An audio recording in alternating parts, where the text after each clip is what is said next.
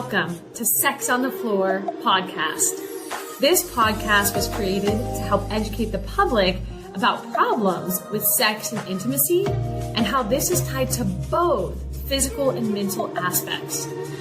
Hosted by myself, Dr. Molly Hart, a passionate pelvic floor physical therapist and owner of Pelvic Balance Physical Therapy, and by Dr. Katie Schubert, a phenomenal sex therapist and owner of Cypress Wellness Center. We are here to have a good time. We're here to keep it real with you all and to educate along the way. I'm so excited for you to join us. We strive to help many relationships prosper in fun, safe, and healthy intimacy. While listening to the show, please remember that this information is not meant to diagnose or treat any medical conditions. Please speak with your medical provider for all things related to your healthcare.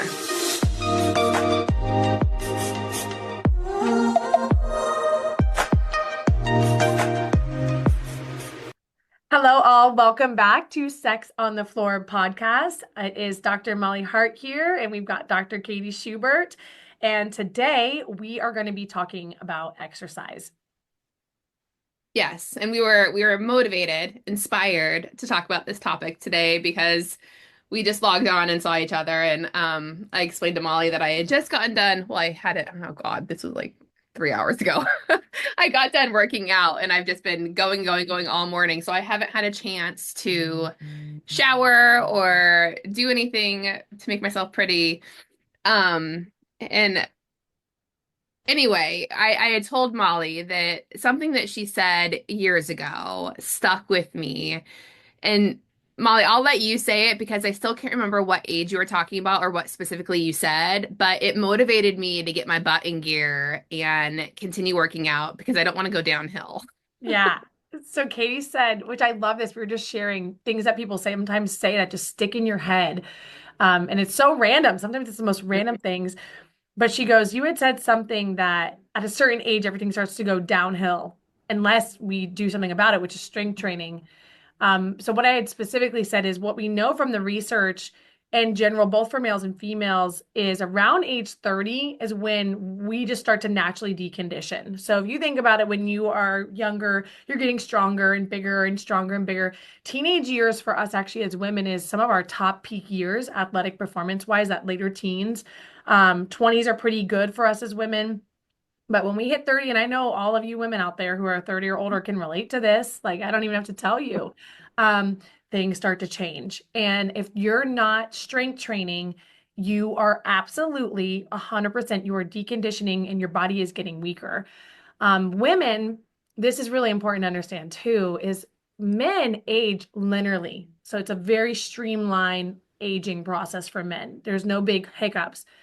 That is not the case for women. Our bodies are so different from men, but we actually, because of our menstrual cycle, once we hit around age 35, that's actually when perimenopause starts to occur. And so from 35 to about 51, we are all in perimenopause as women.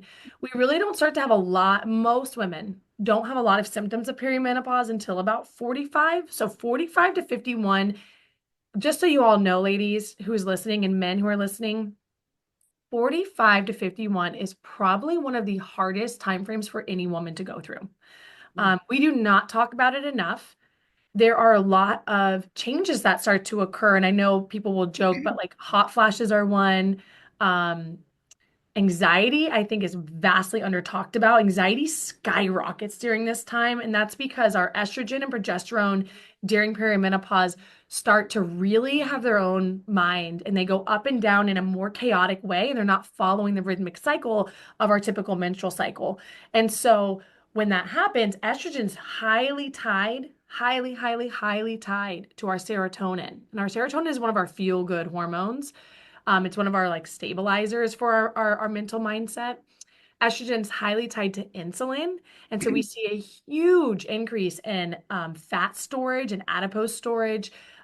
We see a big increase in diabetes for women around this age because of it. So there's a lot of thyroid issues, all these issues that start to pop up because of our hormonal cycle that we go through. So we don't go through a linear aging cycle.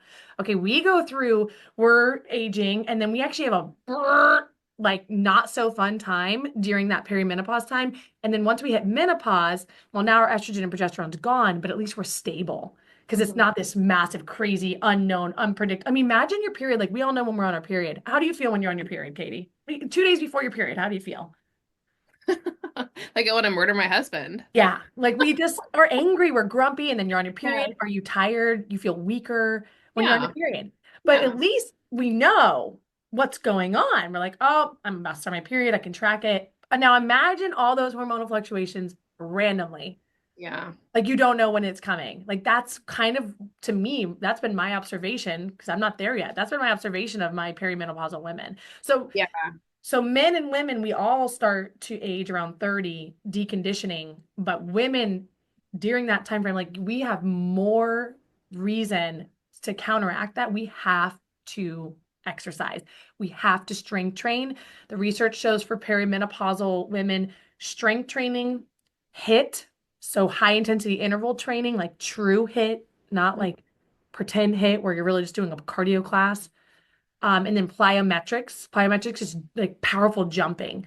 Those three things are vital to success for us to improve our body and help us through that time frame of perimenopause. Not cardio. Cardio is good, but cardio is actually pretty inflammatory to us during that time frame. Um, and we can, I'll even get even a little bit further into that, but I want to kind of like, so there's that.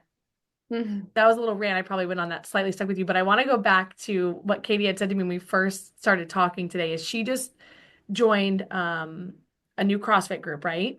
Yeah. But what has been your journey so far of joining 2 months ago? Oh, so I was telling Molly that I I started about a month ago. I started about a month ago and I went 2 weeks consistently, but if you haven't done weights for a while and then you do weights the next day, the next few days, like you can't walk, you can't go upstairs, you can't sit down on a toilet, like it really hurts. And I got over that hump and then our whole family got sick. So I was out of the gym for another week. So this is my first week back, and I have to do it all over again, where I have to like brace myself to sit down on the toilet. And it's not like a fun feeling, but it's the feeling that you get whenever you get back into it. Yeah, yep. And I was telling Katie, I was like, get used to it because if you are a mom who, not even a mom, I shouldn't even say mom, but like, I would say it's more for moms because we get sick all the time because our kids are little and they're always sick. In general, if you were somebody who worked out consistently all the time, back in your teenage years, back in your 20s, and you really had no hiccups, like that's cool. That's how it was for me. I had no hiccups. I could easily go to the gym. I did. But then when you have a family and you have all these responsibilities and you get sick and you have this, and that applies to men and women, like this is not just mom specific. You are going to have a million things that are going to interrupt you with your workout routine. Um, some people's mindset is to push through and to just keep the routine and the habit, and they push and they push and they push and they just do it no matter what. I don't agree with that personally. I will tell you, like, that's not my experience thus far as a medical provider. I don't agree with doing that. It's really, really important. Exercise is a stressor to the body, and it is a needed stressor because if you are not exercising and not stressing your body, you are deconditioning. Okay, like 100% you're deconditioning. Um, But when we are already in a state of stress, like we're on our period, like that's a state of stress when you're on your menstrual cycle. If we are sick, if we're really sleep deprived because we haven't been getting any sleep and our kids are sick and they've been throwing up at night, like, name it, name the big stressors. You just moved. There's some big stressors we go through in life. We don't then want to really massively stress our body out more with exercise. So, what's important though is keeping a habit. Like keeping a habit is key because if you get rid of the habit, it is so hard to get going again. But that doesn't mean then we go, if I'm sick or if I'm on my menstrual cycle, I still keep my habit of going to the gym, but I don't go do strength training. So like I right now have been, it's another topic I want to get into is accountability of working out. And I'm going to leave that tangent to the side for a second. But when I'm in a stress mode, I still show up, but I do a yoga class. I do a body balance class. I do really calming stretching, or I'll just go for a walk. But I move my body. I just do it in a very calm, stretching, meditative way. Because what I found in the past, I would tell people to not work out, like don't work out when you're stressed, but then you interrupt the habit. And when you keep interrupting the habit, it makes it so hard to get going again. So that's been my hack. I don't ever suggest pushing through and working out when you're stressed, though, because then you're actually harming your body. And believe it or not, you are actually then deconditioning your body as well. So there's two patterns that decondition your body. One is what's called fear avoidance, and it's when I just don't really stimulate my body. I stop doing stuff. There's probably a lot of people in that category. And again, like around age 30, like if you're not exercising, like you're just going downhill. I'm gonna be very frank with you. Um, the other one is called over underdoing. And I know, Katie, you probably get a lot of this where there's these typically type A personalities where we just like go, go, go, go, go. And so we actually overdo more than we should for what our tissues can handle in that moment. And it'll lead to what I call like a flare or an underdoing period. And then you'll wake up. So let's pretend I'm sick and I go to my CrossFit class anyways. I'm like, oh, I'm going to do it. I'm going to keep this routine. I promise you, you're going to wake up the next day and your body is going to be like, whoa, like hate itself. Like you're not going to feel good. And it's going to be hard to do the day-to-day things that you have to get done. And it'll last for about 3-ish days, actually. So, but I can keep pushing and keep having this over underdoing. That actually leads to deconditioning too. So the key is figuring out where is my tissue tolerance? What can I handle right now? How do I meet that? And consistently try to meet that on a daily basis. And that's going to change based on where you're at. And it's a matter of understanding yourself. So that was kind of a long rant, but I have a question about something that yeah. you said kind of in the beginning of that long rant. You were talking about between the ages of 35 and 51, our hormones beginning to get wonky. I'm kind of wondering, I don't know the science of this, I know that you do. I'm kind of wondering whether or not consistent exercise helps keep those hormones more stable and less wonky. Mm. Do you know?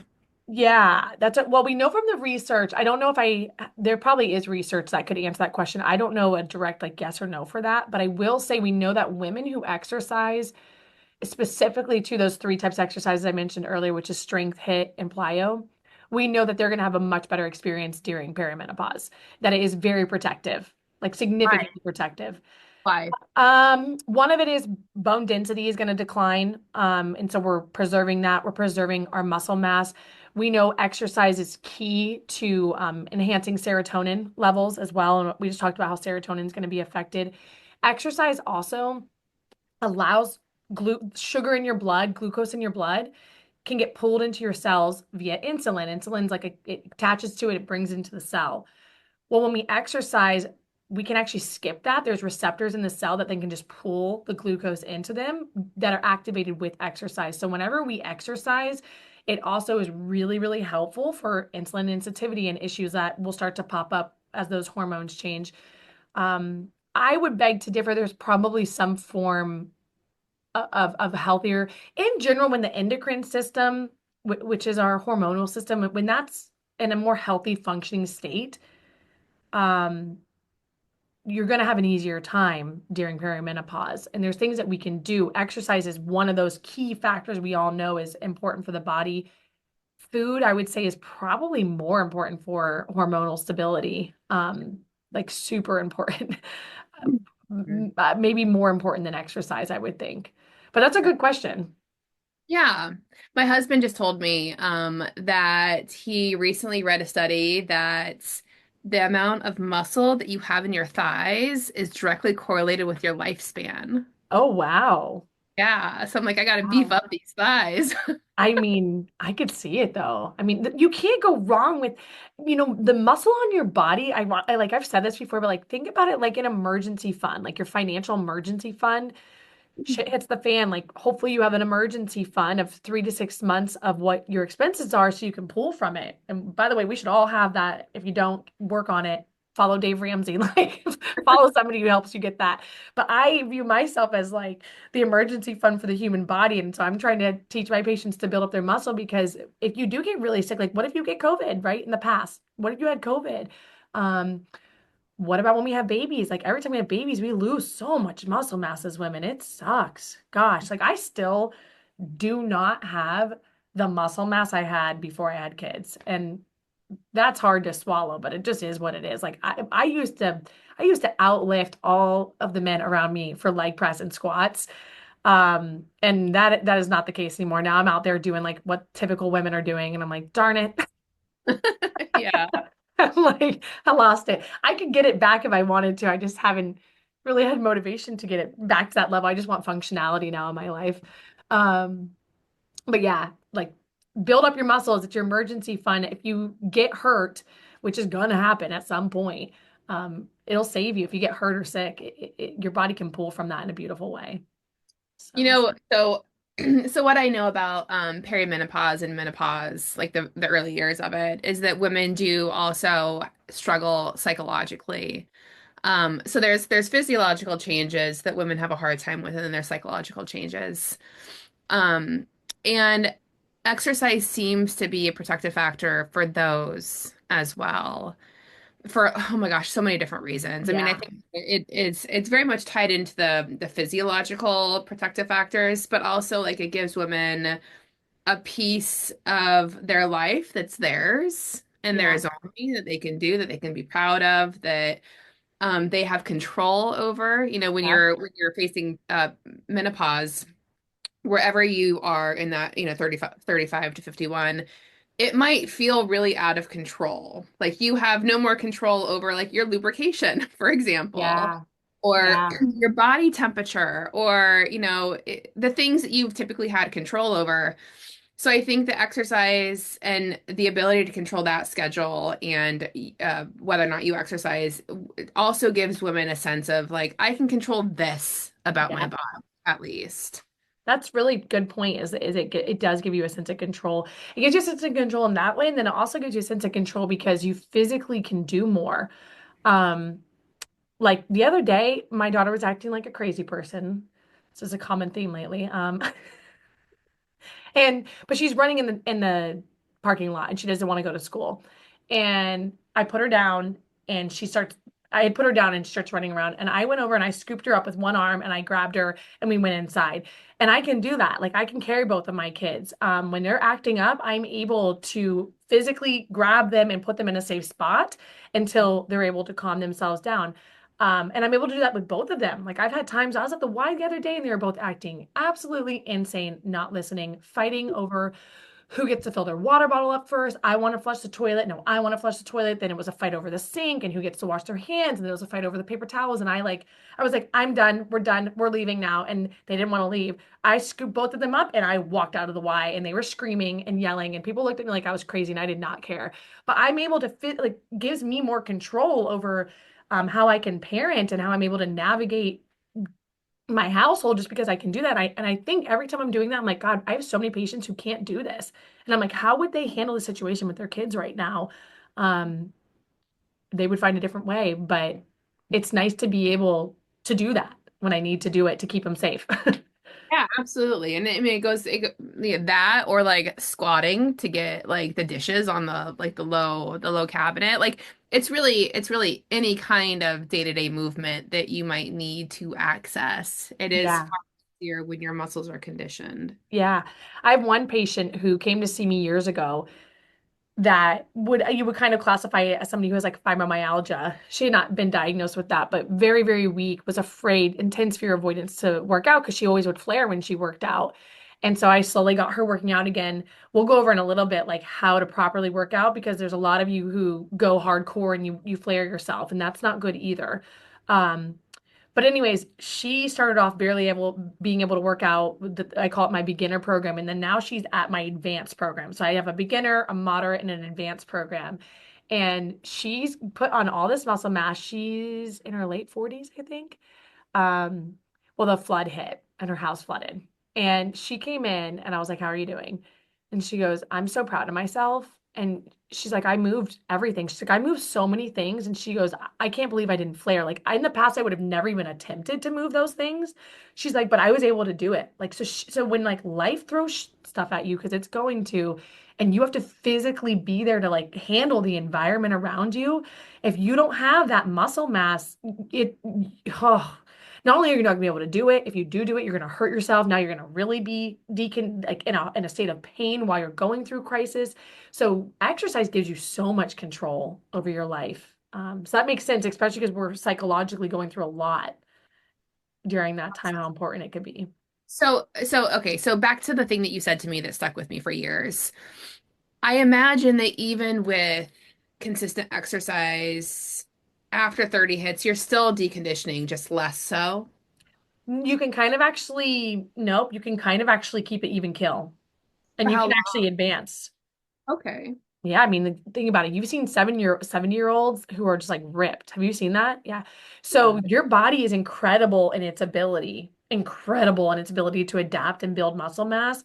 It gets harder as we get older. So like around age 30, like it's not gonna be so like you don't really have to try hard when you're a teenager and a 20-year-old. Like you go to the gym, I would go to the gym, barely do anything, and I'd be ripped.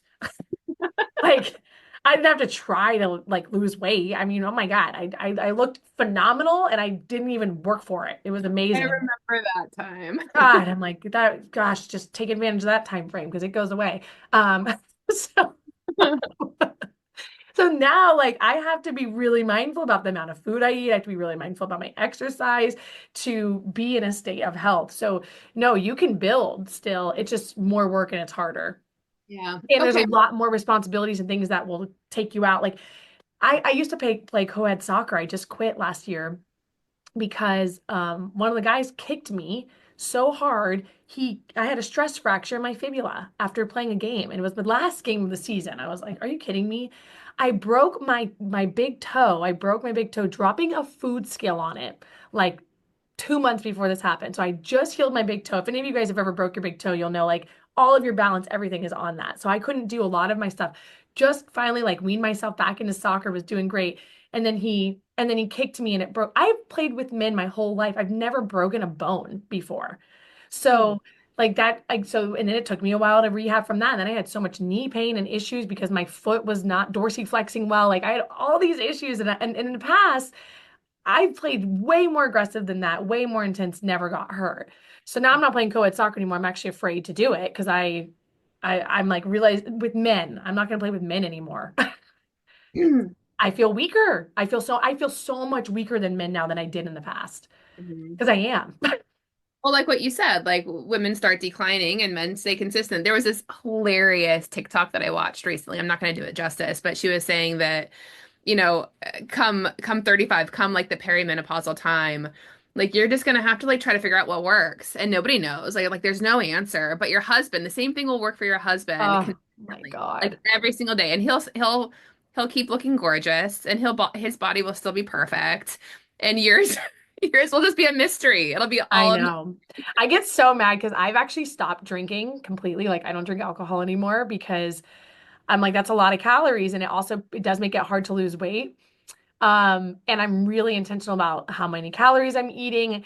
And my husband will just drink and eat whatever he wants. I mean, whatever he wants. And then he's like, oh man, I lost weight. And I'm like, I hate you. I know, but I'm like, I have to work so hard to just maintain my body weight. And I was like, you just get to do whatever. So that's been hard because in the past, him and I could eat and drink and do whatever equally. Like it didn't affect us. And now I'm seeing such a vast difference in the lifestyle changes and sacrifices I have had to make that he has not had to make. And he didn't have to make two babies. Like you had three babies your body made. I yeah. had two babies. So like that's another thing. It's okay because I'm like, how cool that my body can make another human life. Like I'll go through it. Like I think it's incredible. Yeah, yeah. But having in your face, like your partner in your face, just being able to do whatever they want and not give me, it's kind of hard. Yeah, it is a little tricky, especially because you can't commiserate like about diets or working out because he still has this perfect little body. Yeah. And I mean, I'm thankful he has a cute little body because I love looking at it, but You were talking about like the right and wrong ways to work out. I'm curious to hear more about that. Okay, so you know how you had mentioned your how sore you are, how you're Yeah. like so sore. So I don't like to have anybody work out and be so sore. So Mhm. there's a rule I use, and this is research based, but I'm going to kind of say it in how I say it to my patients, which is very dumbed down. And if you follow these rules, I promise you, you will not flare over and over again with working out. I promise you, you will have more success. Most people don't know how to do this. Most people will go to the gym and do whatever they want. They go work with a personal trainer and they do too much too soon and they do that over underdoing pattern. And I also promise you, if you continue to do that, you will actually decondition. So there's a right way to work your body out. There's a rule of five that I give my patients when they come in. And I'm going to go over it with you right now. So, zero is it is not on my awareness at all. It might be an input your body is receiving, but you're not aware of it. So, an example I would give is like, do you feel your wedding ring? Now that I'm like bringing your attention, do you feel your wedding ring on? Do you feel that you have shoes on? Like your brain wasn't focused on it before, but do you feel that you have shoes on or do you feel your glasses? So, that's a zero. So, it's an input that's there, but your brain's not actively aware of it. A one is I'm aware of it, and it's maybe a little bit annoying, but it doesn't bother me. So one would be like you just put a new watch on or a new glasses on, or you just got like some teeth work done, and you can feel it like you're kind of constant. It's on the awareness, and it's annoying, but doesn't bother you. Two is that's bothersome. It's very much on my awareness, and it's bothering me the sensation, whatever it is. Three is that's extremely bothersome. I really don't like this at all, but it's not pain. So three is like a hamstring stretch feeling. So like I can go in that hamstring stretch and it really sucks. But you're like, I can hold this for a minute, but I'm excited for it to stop. That's a three. Four is pain. That's like now I push the hamstring further and I'm like actually in pain. The brain says, I don't want this stimuli to happen anymore. And then five is a zinger. That's like that sharp shooting, like, whoa, catch you off guard pain. So, where everybody wants to be when you're challenging the body, you always want to be at a three. Just so you guys know, like three is the magic number. Four, if you're going to pain, you are deconditioning yourself, believe it or not. It's too aggressive for the human body. And especially with women, we have to be more careful because estrogen is so tied to inflammation. And because we're losing estrogen, inflammation can kind of get out of control. That's why strength, hit, and plyo are the three best, is because it actually allows our body to naturally make more anti-inflammatory proteins that help us out because it's so aggressive. The strength training, the hit, the plyo is so aggressive. It turns that genetic protein to express itself. When we do something more moderate like cardio, we don't get that intensity and we typically don't get that help out. And so then we just kind of have a lot of inflammation and the body doesn't like that either. Um, So Molly, a question about what you just yeah, said. yeah, Okay, so when I first started, so 3 weeks ago, the workout was about a three, right? But then perfect. the 2 days afterwards were definitely like a four. Yeah, I knew that. When you told me that, I knew it. So what Yeah. are you specifically talking about? Like you want to keep the workout at a three, or you want to be like, okay, well, I don't want to be at a four tomorrow or the next day. I'm so happy you asked that because I was going to get into that exact example. Okay. So, here's something that you all really need to understand about the human body. The human body sucks at telling you when you've overdone what your tissues can handle. And when I Hmm. say tissues, I'm talking about your muscles, your bones, your ligaments, your tendons, your nerves. Those are all different types of tissues. So, I want you to think about your body like a bunch of different types of tissues, and it has a certain amount that it can handle. And by the way, it's constantly deconditioning around age 30. Okay. So if you haven't been strength training, like whatever you used to be able to do, like I don't care. Like that's not your current body. It Oh, changes yeah. rapidly. We decondition rapidly. In 1 month, if we stop working out, you are deconditioning. It takes so much work to build the body up, and it is so quick and so fast to just shred the human body. And that's how physics of the world is. The, the law of entropy, like it takes a lot to build something and it is very quick to decondition. So, anyways, um, your bodies are suck. Our bodies suck at telling us when we're overdoing our tissue tolerance in the moment. And so there's what you always look for. There's rules I have so I can teach my patients to understand what's happening with their body. If the next day you are flared, you overdid it. So what is a flare? A flare is 2 points higher. If we use a 10 scale now, we'll go back to like a 10 scale of pain that we all know about. If I've been at a zero, like because you were at a zero before you started working out, no pain. Yeah. Okay, so you were at a zero. So then if you are at a three or higher Mhm. in the next 3 days ish, you flared yourself. That was too aggressive for your body. So if you were like a two or under, though, I'm okay with that. That means you edged it. That's right at the edge point. So that's the rule is 2 points higher. But let's pretend I'm somebody who's in chronic pain and I'm naturally sitting around like a 3 or 4 out of 5 pain. Sorry, a 3 or 4 out of 10 scale. That's my natural baseline. That's what I call that when I work with people. So I'm always establishing, okay, what's your baseline? Well, for them, I'm okay. If I'm sitting at about a 3, 4, I'm okay as long as they're a 6 or under. That's how I know what I'm doing with them is staying at an edge point. Now, if they come in and they've been at like a 7 the next 48 hours after what I've done with them or after a workout, that's too aggressive. It's a flare. Now we're over underdoing. So you can't go off of just what you're doing in the moment because your body lies to you. Yeah. And we'll push ourselves. And the next day we're like, whoa. So what do you think you were the first time? Do you think you flared or do you think you hit your edge point? Oh, no, no, no. I absolutely flared, but it felt so good, like getting I back into know. lifting weights that I was like, oh, yeah, I can do this. And then I I realized know. I overdid it the next day when Yeah. I was having a hard time getting up the stairs. Yeah. So be really intense. So that's the thing is like don't try to not do that anymore. So it feels really good. So if we follow like the way it feels, we're gonna fail every time. So that's where we have to like use that prefrontal cortex, our logical thinking of when was the last time I worked out? If it's been a long time, I need to do honest to God, guys, do half of what you think you can do, and you'll probably be safe. Yeah. No, that's a great rule. That's what I do because all the time, even me knowing this rule, I sometimes will flare myself because of honestly ego. I'm gonna be totally honest. It's ego I get in the class. And I see all these women who are like older than me doing more weight than me. And I'm like, oh, I can do it.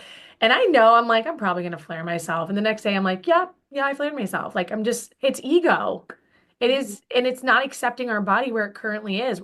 We like to think about our body back like how it used to be when it was the best shape it was. And it's like, no. All of us women who have had kids, like, oh my God, your postpartum body isn't even close, not even close to what you were right before you got pregnant. Like, I don't even care what you were doing before you were pregnant. I don't even care because you're a whole new body. It makes a difference in how I do my plan of care, depending on what females were doing beforehand, but you still are a whole new body. Yeah. So does that help a little bit? Yeah. It definitely, um, I think it's so important for so many different reasons. I mean, you outlined the physiological reasons, and there are so many psychological reasons that I think we all innately know. Like when we move our body, we tend to be happier or more content or more motivated. And there's so much academic research backing up both the physiological Yeah. benefits and the psychological benefits of moving your body. It doesn't necessarily need to be anything crazy, but what I consistently get from you, Molly, and my husband, who has a degree in this also, is that weight training is so important for Mhm. women who are facing perimenopause or menopause because of the bone density issues. Yeah. Yeah. Um, so unfortunately, it can't just be cardio, even though that feels really good and it makes Yeah. us, feel healthier day to day. It has to be some component of weightlifting as Yeah. If well. you're gonna pick only one thing to do, pick strength training. If you can do two different things, pick strength training and pick yoga, honestly, or something like a yoga class. Like YMCA has a class called Body Balance, and it's a mix of Tai Chi, yoga, and Pilates, and I freaking love it. I do that once or twice a week, and I do strength training twice a week. That's my protocol that I personally follow. Um, you got to have both. You got to have both of those. And then if you can add more variety in, like, okay, cool, then add in the cardio. What I've been doing now on my yoga days is I've been doing the rower for 10 minutes. I'm going to start alternating between that and the treadmill, and then I'll go and get some additional leg strength training in because I do a class called Body Pump at the Y, which is amazing, by the way, but it's low weight, high reps, which I'm not used to doing. So I do like lifting heavy weights. So now I'm going on my yoga days. I'll go do 10 minutes of some cardio, and then I've been doing the back extension. I've been doing squats and I've been doing an alternation between lunges and deadlifts, but with heavy, heavy weights. For me, that's been something that I like to do. So you guys can play around with it. The last thing I'm going to say is the biggest struggle that people have with exercise, the biggest thing is flaring themselves. So I just talked about how do you not flare yourself. And then this first most important thing is accountability. It is a lack of being accountable to yourself and creating the habit. And that's okay. Like we all struggle at this. So stop telling yourself you're going to do it. If you've been saying I'm going to work out and you haven't, then just understand like you can't do it on your own. Like just accept that that's okay. But have acceptance of it. And then the second thing I would love for you all to do then is go and force yourself to be accountable. And that's what I do. So I have not been able to after the flood happened, I was doing a solid bomb workout routine that I created for myself at the Y, and I was self accountable for it. But when I flooded with the hurricanes, I could not force myself to do it anymore. So then now I'm going to the classes at the Y at set times. So that's my forced accountability that I'm doing now. So join classes if you need to join a class, but don't overdo it. Classes I hate in the beginning when people haven't worked out because they tend to overdo it because they're watching other people. So just do 50%, just do less. Like always do less. If you're moving your body, you're already won. Like don't do so much because then you're gonna underdo and then you're hurting yourself too. So just go move your body and do as little as you feel you can the first time and just see how your body feels the next day. You're experimenting. Like you don't know if you haven't been working out. You really don't know. Don't even think you know because you don't know. um, but force accountability. You can hire a personal trainer. You can get a workout buddy, like whatever you need to do. Force yourself to have accountability or you will continue to fail and not build this habit. And once you get the habit going, you'll be shocked at how easy it is to keep it going. But give yourselves a good 2 months of like structured forced accountability. Maybe you hire a personal trainer just for 2 months and then you take over from there. Katie has a community. I have like a little community at the Y. We know people who consistently work out, do workouts that they find fun. So don't do something you don't find fun or you're not going to stick with it. So make sure it's fun, and having community is a huge part for us to want to continue to go forward with what we're doing. So those are kind of my strategies to help force yourself to move because our bodies are designed, last thing is just like our bodies are designed to store fat and they're designed to be as lazy as possible because the human body doesn't want to move. It doesn't want to use energy it doesn't have to do. But we are now in a society where we can have food whenever we want, delivered to our house, like anywhere and everything. We don't have to try for our food. And we're also in a society where you don't have to move really. Like you really don't. So we are in a society that our body created, like humans created, because this is really what makes the human body thrive. But unfortunately, we're so privileged now that now we have so much food and no need to move that we're actually harming ourselves because the human body was never designed to be in that privileged of an environment. So you have to force yourself to move. I have plants everywhere in my house, so I have to go water them. Sometimes I don't want to. I have chickens that I got to go take care of. I have a dog. I have all these things that I put around me to force me to move. And I tell people all the time, like, they're like, I don't want to get a dog. I'm like, go get a dog because now I know you're going to go walk your dog. It's like Mhm. force accountability on yourself to move. Absolutely. Or pay the consequences of being weak and deconditioned. Those are the only choices in the human body we're given. And facing all of the negatives of menopause, Oh, yeah. which Oh none of us God. want to do. Oh my God. Once I go through that time frame in my life, I feel like I'm going to be really good at educating women at that point. Yeah. Well, this was a good topic. I'm happy we went over this. Yeah. Any last things you want to say, Katie? Nope, I don't think so. Okay, guys, thank you all for listening. Ladies and gentlemen, we'll see you at next episode with something fun to talk about. Send us any questions, emails on topics you want us to cover, please. We would love to hear from you all. Have a beautiful rest of your day. Bye.